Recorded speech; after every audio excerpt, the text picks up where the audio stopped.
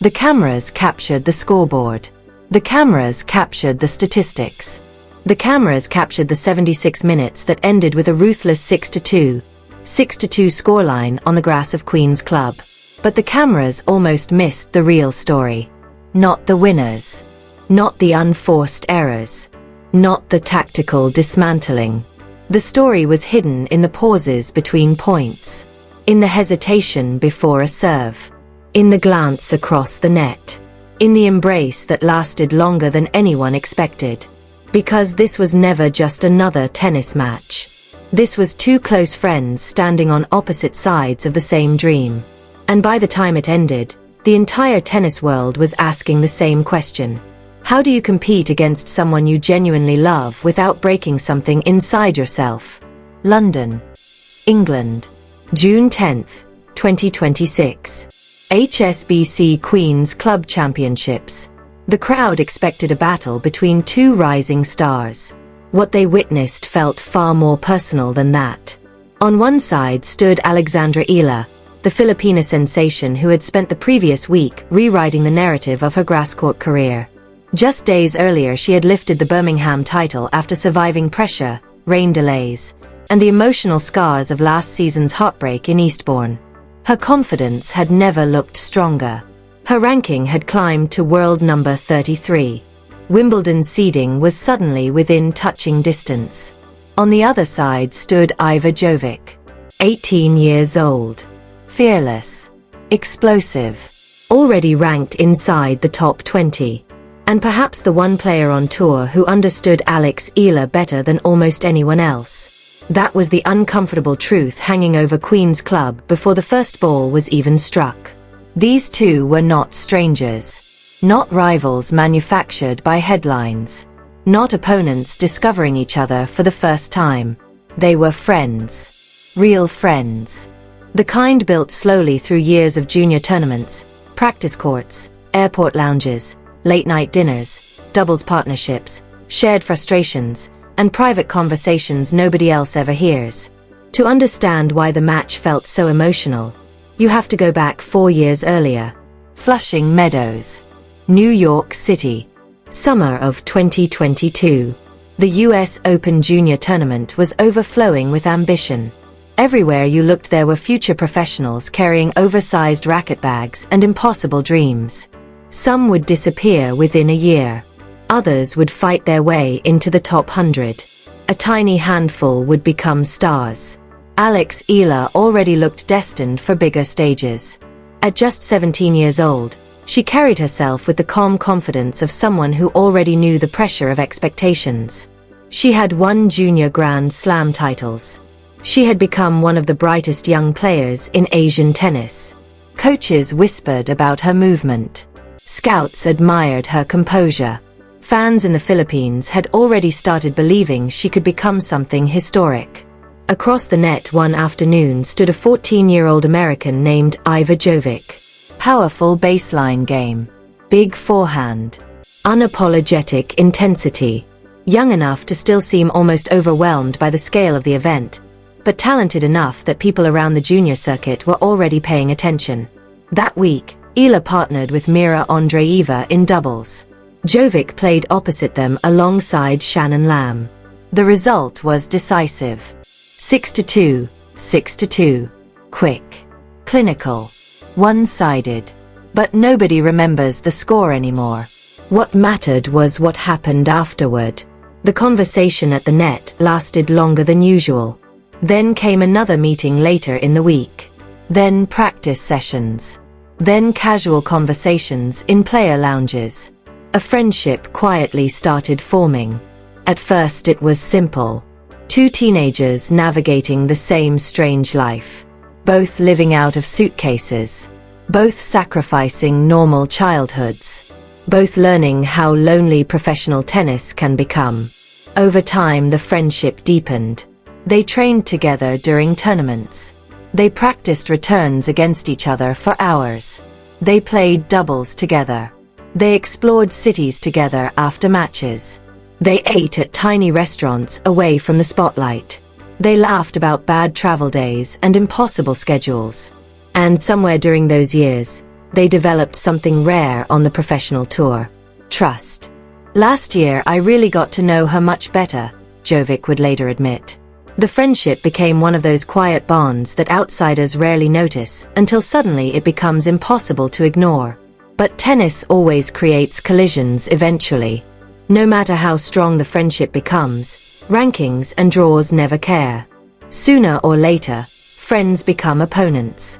That collision arrived at Roland Garros, Paris, May 2026. The French Open first round delivered an uncomfortable surprise. Iva Jovic versus Alex Eala. There was no dramatic trash talk. No manufactured tension. No icy pre-match comments. Just two friends forced to compete with their careers moving in opposite directions depending on the result. Jovic won that day. 6-4, 6-2. After match point, they hugged at the net. Longer than normal. Long enough that commentators noticed. But the tennis calendar moves brutally fast. There was barely time to process Paris before grass season arrived. Then Birmingham happened. Alex Eala exploded into form. She looked unstoppable. Her movement on grass became sharper with every match. Her aggressive baseline game translated beautifully onto the quicker surface. She played with freedom, belief, and emotional maturity that made even veteran analysts take notice. She beat everyone in front of her. Then she lifted the trophy. The images traveled instantly across the Philippines. Alex smiling with the title. Alex waving to the crowd. Alex finally becoming a grass court champion. It felt like a breakthrough moment. Suddenly the conversation changed from promising player to something much bigger. Could she become a Wimbledon threat? Could she enter the top 30? Could she become seeded at a Grand Slam? Momentum in tennis can feel unstoppable when it arrives. But momentum is fragile. 3 days later, Alex Eala walked into Queen's Club and discovered something painful about professional sports. Sometimes the person most capable of stopping your rise is the person who knows you best. The atmosphere before the match felt strange from the beginning. Not hostile. Not tense. Almost emotional. Fans sensed it. The warm-up looked different from a normal match. Their conversations at the net before the coin toss lasted slightly too long. The smiles carried traces of discomfort. Because beneath the professionalism was a simple truth neither player could ignore. One of them was about to hurt the other. And then the match started. From the very first game, Jovic looked locked in with frightening clarity. She attacked Eala's serve early. She stepped inside the baseline. She redirected pace before Alex could settle into rallies. Most importantly, she refused to let Eala control rhythm.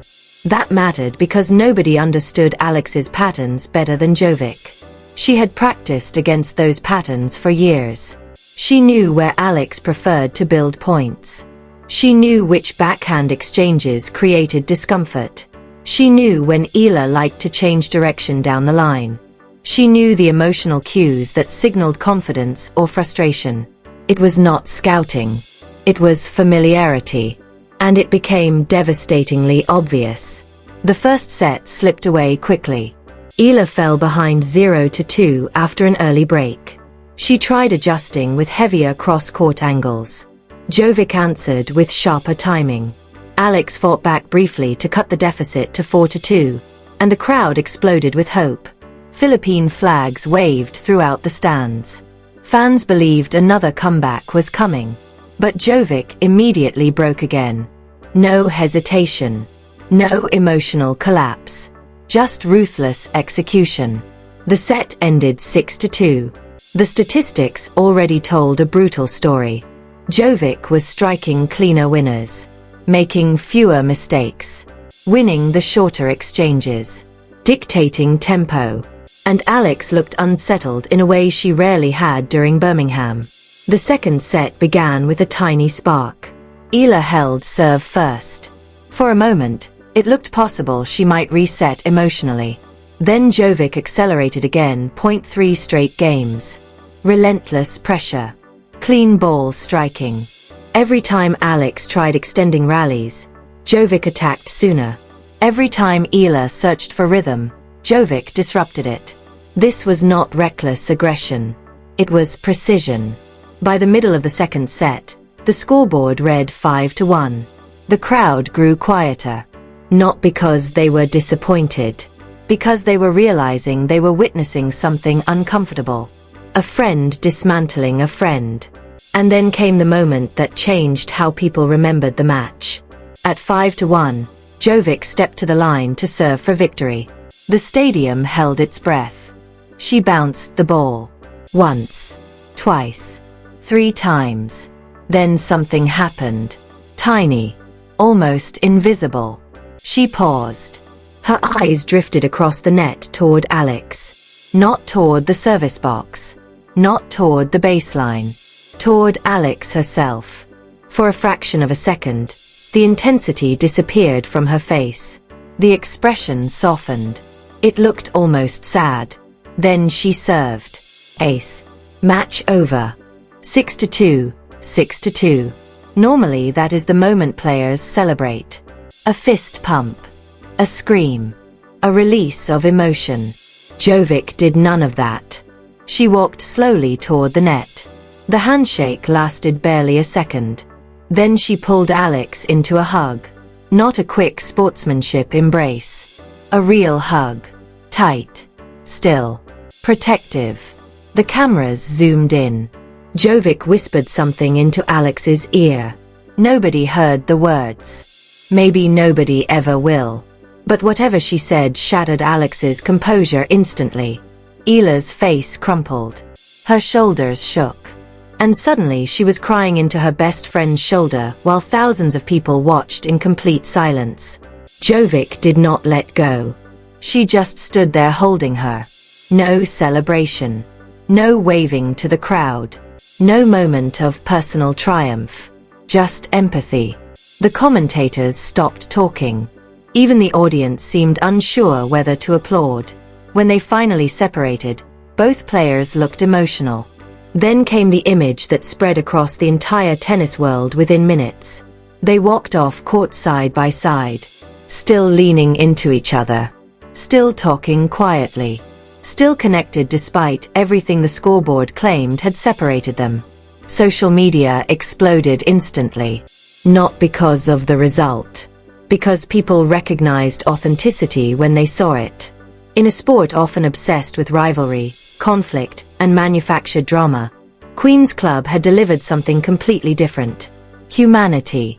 Later, during the press conferences, both players tried explaining emotions that were obviously difficult to describe. Jovic spoke first. "I didn't want to celebrate," she admitted softly. "Alex is one of my best friends on tour." The room immediately changed. Reporters stopped searching for dramatic angles. Because this was clearly real. "She's been there for me through so much," Jovic continued. "Winning matters. Of course it matters. But our friendship matters too." Then she paused.